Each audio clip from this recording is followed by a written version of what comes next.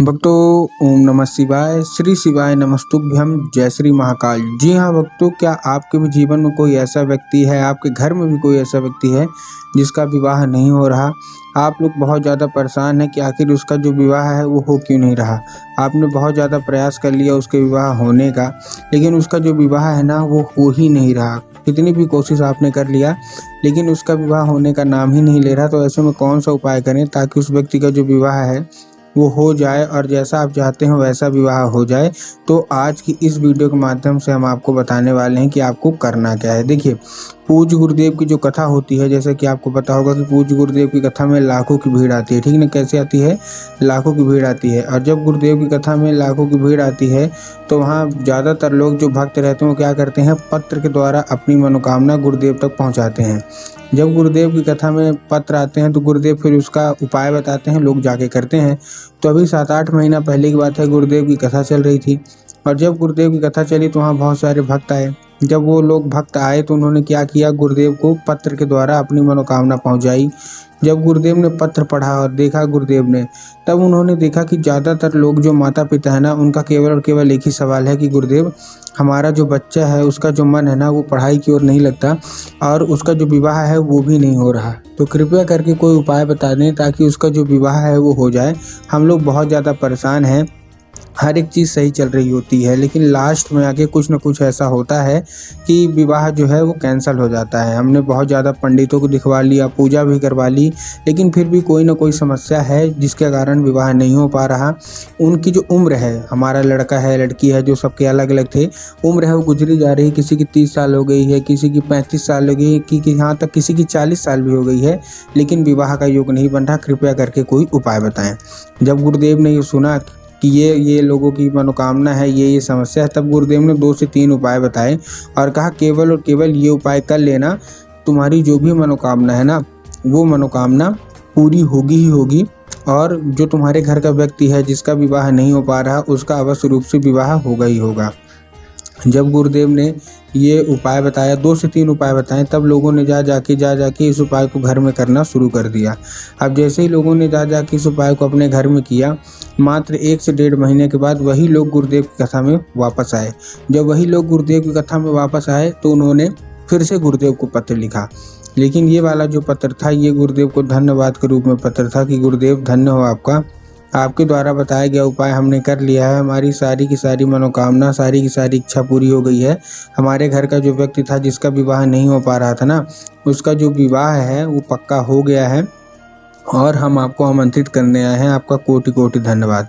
तो देखिए, जिसको अगर आपको भी जानना है कि आखिर ऐसा कौन सा उपाय है जिसको करने मात्र से जिनका भी विवाह रुका हुआ होता है उनका जो विवाह है वो हो जाता है, तो चलिए हम बताते हैं आपको आज की इस वीडियो के माध्यम से कि आपको करना क्या है। तो आपको ध्यान से उपाय सुनना है, अच्छे से करना है। अगर आपने आज का ये उपाय ध्यान से सुन लिया और अच्छे से कर लिया तो अवश्य रूप से आपकी जो भी इच्छा है, जो भी मनोकामना है वो पूरी होगी ही होगी। तो आपको करना क्या है, लेकिन उससे पहले चैनल पे अगर पहली बार आए हैं और आवाज़ मेरी पहली बार सुन रहे हैं तो वीडियो को कर दें लाइक और चैनल को भी कर लें सब्सक्राइब, ताकि पूजनीय पंडित प्रदीप जी मिश्रा के रोज़ नए नए उपाय जो कि मैं उनकी कथा से सुनता हूँ, श्रवण करता हूँ, सबसे पहले मैं आपको प्राप्त करा सकूँ। ठीक, तो देखिए, जो हमारा सबसे पहला उपाय है, इस उपाय में आपको देखिए करना क्या है। इस उपाय में आपको काली मिर्च लेना है और 1 धतूरा लेना है। टोटल मैं आपको इस वीडियो के माध्यम से 3 उपाय बताऊंगा। तो इस उपाय में आपको काली मिर्च लेनी है। कितनी काली मिर्च लेनी है? 3। और उसके साथ साथ आपको क्या चाहिए? उसके साथ आपको 1 धतूरा चाहिए। ठीक, धतूरा आपने ले लिया, 3 काली मिर्च और 1 धतूरा लेने के बाद आपको क्या करना है, पहुँचना है सीधा सीधा शिव मंदिर। अब जैसे ही आप शिव मंदिर पहुँचेंगे, शिव मंदिर पहुँचने के बाद आपको करना क्या है, सबसे पहले तो देखिए, काली मिर्च और काली तिल में परेशान रहते हैं लोग कि हमको काली तिल लेना है कि काली मिर्च, हमको थोड़ा साफ साफ बताइए। तब गुरुदेव ने साफ साफ बताया कि आपको क्या लेना है, काली मिर्च। धतूरा लेके पहुंच के सीधा सीधा शिव मंदिर।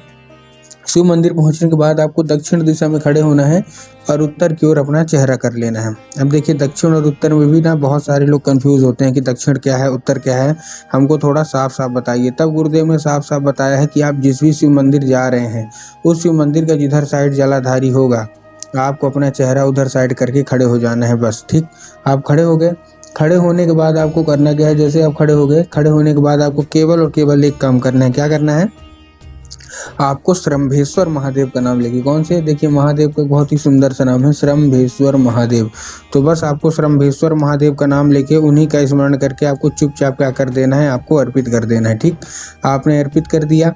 अर्पित करने के बाद आपको जो भी अपनी जो भी इच्छा होगी, जो भी मनोकामना होगी वो मांगना है बस। पूज्य गुरुदेव कहते हैं कि अगर आपने ये मनोकामना मांग ली तो आपकी सारी की सारी मनोकामना, सारी की सारी इच्छा अवश्य रूप से पूरी होगी, और आपका अगर विवाह नहीं हो रहा तो अवश्य रूप से आपका विवाह भी होगा। ये था हमारा पहला उपाय। अब जो हमारा दूसरा उपाय है वो 11 लाल फूल का उपाय है। अब इस उपाय में आपको करना क्या है, जिनका भी लड़का या लड़कियां जिनका भी विवाह नहीं हो पा रहा, आप लोग 11 लाल फूल ले लीजिए। ठीक, ले लिए। 11 लाल फूल लेने के बाद देखिए सबसे पहली बात तो कोई सा भी फूल ले सकते हैं, जो भी आपको पसंद हो। लाल फूल गुलाब का है, गुड़हल का है, जो भी आपको पसंद है आप ले लीजिए। बाकी एक चीज़ का ध्यान रखिएगा कि आप मतलब एक किस्म का लेना है, मतलब एक किस्म का मतलब अगर आप गुलाब का ले रहे हैं तो केवल और केवल गुलाब का लीजिए, अगर आप गुड़हल का ले रहे हैं तो केवल और केवल आप गुड़हल का लीजिए। ये नहीं कि 2 फूल किसी और के ले लिए, 3 फूल किसी और के ले लिए, 4 फूल किसी और के ले लीजिए, ऐसा आपको नहीं करना है। ठीक, ले लिया। लेने के बाद आपको करना क्या है, जैसे आपने लिया, लेने के बाद आप पहुंच जाइए सीधा सीधा शिव मंदिर। अब आपके दिमाग में क्या होगा कि हम जाएंगे और हमको क्या करना है, बाबा भोलेनाथ के ऊपर अर्पित कर देंगे, जो कि पूर्णतः गलत है।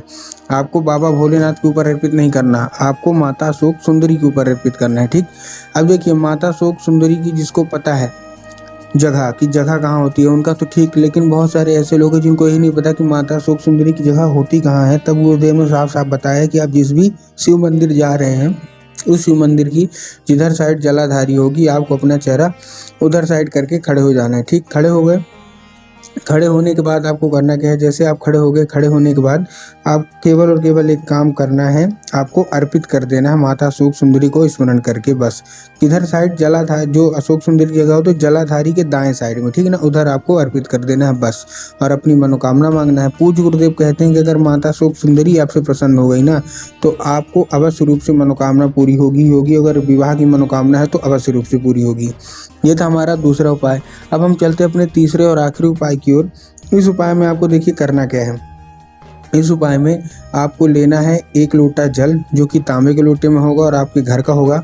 उसमें 11 मूंग के दाने डालने हैं, और 11 मूंग के दाने के साथ साथ आपको 11 चावल के दाने डाल देने हैं, और लेके पहुंच जाना है सीधा सीधा शिव मंदिर। अब आपको देखिए अर्पित कहाँ करना है, ध्यान से सुनिएगा। आपको न बाबा भोलेनाथ के ऊपर अर्पित करना है, न माता अशोक सुंदरी के ऊपर अर्पित करना है, आपको नंदी के ऊपर अर्पित करना है। लेकिन नंदी के ऊपर कहाँ, नंदी का आगे का एक जो पैर होता है ना, तो नंदी के आगे पैर उठा हुआ एक होता है, उसमें आपको नंदीश्वर महादेव का नाम लेके, जो महादेव ने नंदी के लिए दिया है नाम, तो आपको नंदीश्वर महादेव का नाम लेके अर्पित करना है, और उनके कान में अपनी मनोकामना बोल देनी है। पूज्य गुरुदेव कहते हैं कि नंदी के कान में बोली गई मनोकामना बाबा भोलेनाथ के पास बहुत जल्द पहुंचती है, और आपकी जो भी मनोकामना है मात्र 1 से 1.5 महीना के अंदर अवश्य रूप से पूरी होती ही होती है। तो उम्मीद करता हूँ आज का ये उपाय समझ में आ गया होगा।